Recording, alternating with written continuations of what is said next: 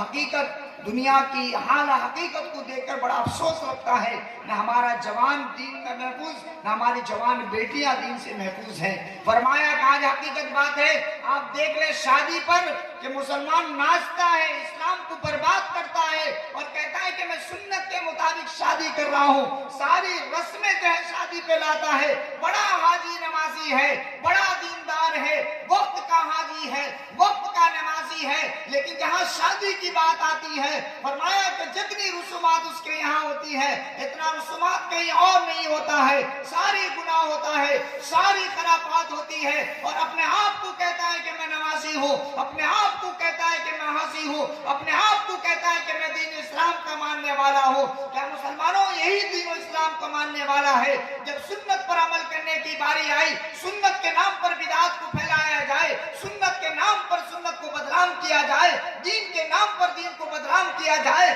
سنت کے نام پر بدعات کے رواج کیا جائے، کیا مسلمانوں یہی سنت ہے؟ کہ آج ہماری شادی کو اٹھا کر دیکھ لو کہ ایک شادی اگر باپ کروڑ پتی اور لکھ پتی ہے تو اپنی شادی میں لاکھوں روپیہ بے بسی کے ساتھ اڑاتا ہے۔ میں ان باپ سے یہ پوچھنا چاہتا ہوں کہ جو اپنے پڑوسیوں کو ایک لقمہ تک نہیں دیتا، جو بیواؤں کو کپڑا تک نہیں دیتا، جو یتیموں کے سروں پہ ہاتھ نہیں رکھتا، جو بے سہاروں کا آسرا نہیں بنتا، وہ پوری دنیا میں شادی پہ لٹا کر پوری دنیا کو بتاتا ہے، کہتا ہے کہ میں سب کچھ لٹانے والا ہوں، لعنت ہے تیری ایسی دولت پر، بربادی ہے تیری ایسی دولت پر، ایسی دولت تجھے کیا ہوا کہ آج غریب سسکتا رہا، بے بسیوں پہ سسکتے رہے، یتیم بھوکے سے مرتا رہا، لیکن آج تو نے اپنے پیسے کو خرچ کیا، شادی پہ خرچ کیا، تو نے اپنے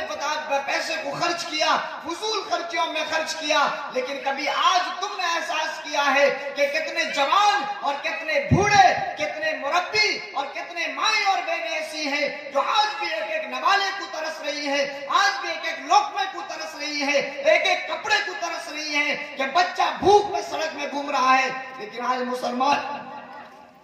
عیاشی پرستی کر رہا ہے، لگا کے زخم نمک سے مساج کرتے ہیں، امیر شہر کے کتے بھی راج کرتے ہیں۔ فرمایا کہ اس دور میں امیر شہر کا کتا بھی راج کرتا ہے، غریب ایک ایک نوالے کو ترستا ہے۔